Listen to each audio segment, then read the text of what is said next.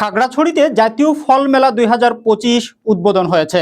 কৃষি সম্প্রসারণ অধিদপ্তর ও জেলা প্রশাসনের যৌথ উদ্যোগে 3 দিন ব্যাপী চলবে এই মেলা। বিপ্লব তালুকদার খাগড়াছড়ি প্রতিনিধির পাঠানো তথ্য ও ভিডিও চিত্রে থাকছে বিস্তারিত। খাগড়াছড়িতে জাতীয় ফল মেলা 2025 উদ্বোধন হয়েছে। কৃষি সম্প্রসারণ অধিদপ্তর ও জেলা প্রশাসনের যৌথ উদ্যোগে 3 দিন ব্যাপী এ মেলার আয়োজন করে।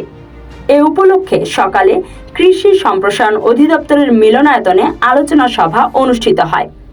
এতে অংশ নেন সরকারি বেসরকারি বিভিন্ন পর্যায়ের কর্মকর্তা, শিক্ষার্থী ও সাংবাদিকরা।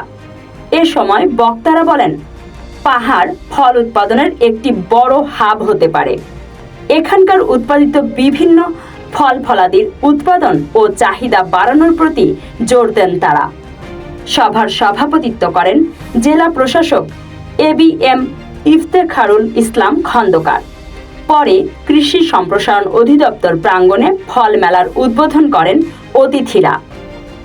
মেলার এবারের প্রতিপাদ্য বিষয়, দেশি ফল বেশি খাই, আসুন ফলের গাছ লাগাই।